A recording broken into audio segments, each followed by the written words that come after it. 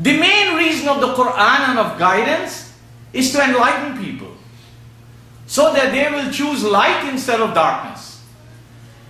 They will choose a path of enlightenment, of enhancement, of progress, of growth, of development, instead of depression. Why would you keep voting for a king if he has been unleashing exploitation on you? Why would you do this? Why would you keep voting for people who rip your economies apart, who steal most of the money, who took away your human rights, where you cannot even think? In the Muslim countries, in the Muslim masjid, you cannot even be a thinker. I can tell you that. I can tell you that. You cannot be a thinker. You cannot be a researcher. You cannot be somebody who's highly educated. You need to be a ritualist. Because the people want to come in and go out for a quick ritual. 4 rakats take less than 3 minutes. They like that. This is their tradition, this is their culture. This makes them feel nice.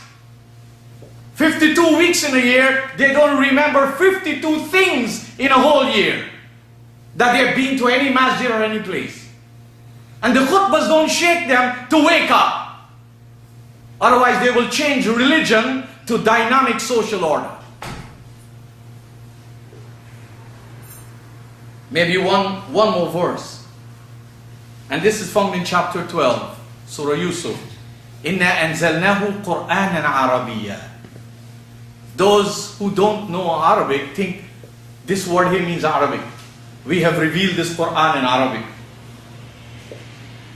That is so natural. Why is it important to tell you and me? Inna anzalnahu Qur'aanan Arabiyya. Arabi means rhetoric, full of excellence. The most refined exposition you can find is called Arabi. You can imagine what would have happened to the world if the Arabs represented that. If the Arabs were the cream of the civilization today. If they represented learning and humanity and human rights and dignity. And they stood up and fought against the darkness of human society. But we know the Arab world is plagued with darkness. And many of the Arab leaders exploit their own people. And Muslims sat back and did nothing. Because their religion, let God change it. Didn't they say that when Abraham was coming to destroy the Kaaba, Abdul Muttalib ran away and they caught him. Why are you running? He said, God will take care of the house. So the Muslims are following the same philosophy. Inna anzalnahu Qur'aanan Arabiyya. This Qur'an is clear. There is no ambiguity about it. لَعَلَّكُمْ تَعْقِلُونَ. If you study this Qur'an that is Arabi, don't study it in Arabic if you don't know Arabic. But learning Arabic is a tool. Why? Because the Qur'an says, لَعَلَّكُمْ تَعْقِلُونَ. You will become intelligent. Darkness will fly out from the cells of your brains. Stupidity, paganism, backwardness, stagnation, fooling yourself, doing the same thing night and day and not getting any different result will run away from you, because reality will confront you. In conclusion, I will share maybe one or two. What is the reaction of the people with the Qur'an? So that you and I can learn from it. You can choose. Anybody can choose to join the group and oppose the Qur'an. Or anybody can choose to become someone who learns from the mistakes of others. In chapter 25, verse 30, so Surah Furqan, the beloved Prophet cried out, Ya Rabbi, Ya Rabbi, inna qawmi, my own people, not strangers. Who you think are the most difficult people to teach?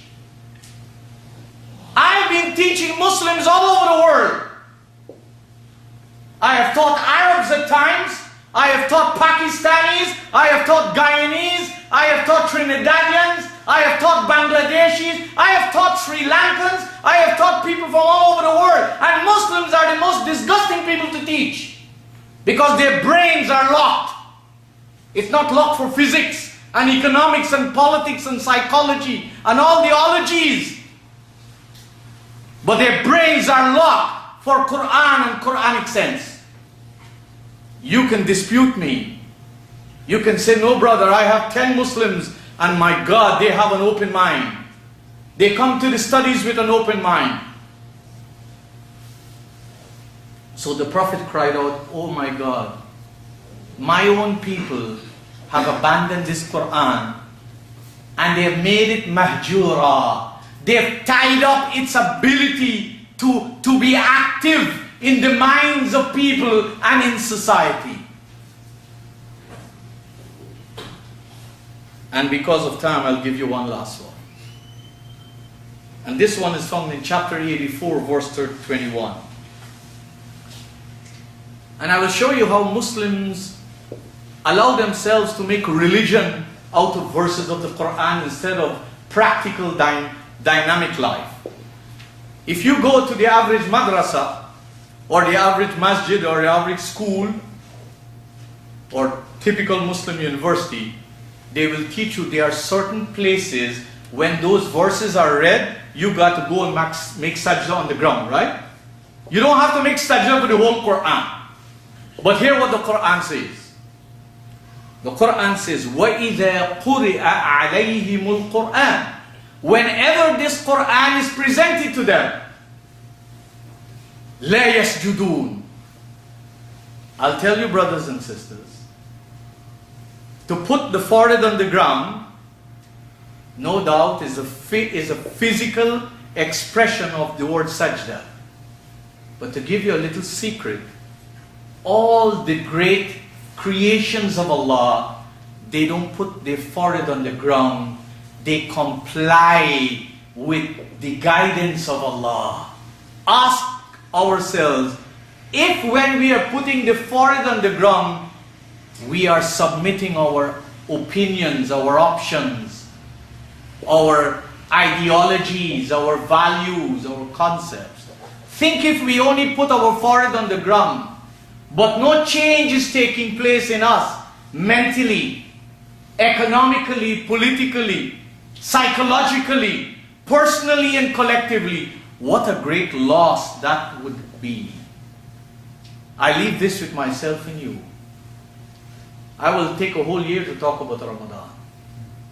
But I can't keep you here forever. Just remember, what is the Qur'an? Why the Qur'an came? And how people reacted to it. You and I can choose. We can be different. We can be people who really study it. And you can't study the whole Qur'an in one day. This idea to read the whole Qur'an in 1 month makes absolutely no sense.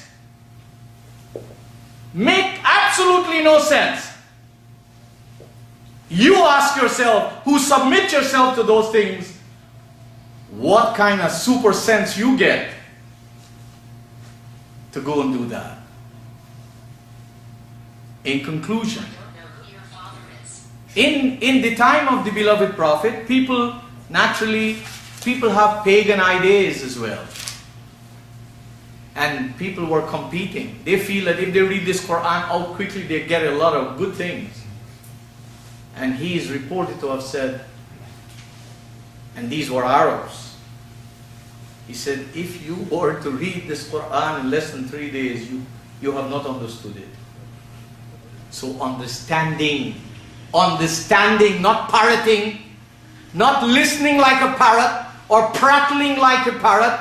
Understanding is the litmus test for benefiting from the guidance. I leave this with you and myself. Let us seek Allah's protection and His shelter through His guidance, because His guidance and His shelter are always there for people like you and me who would dare to make the changes even amidst their family, their friends and their society. فَاسْتَغْفِرُوهُ إِنَّهُ هُوَ الْغَفُورُ الرَّحِيمُ.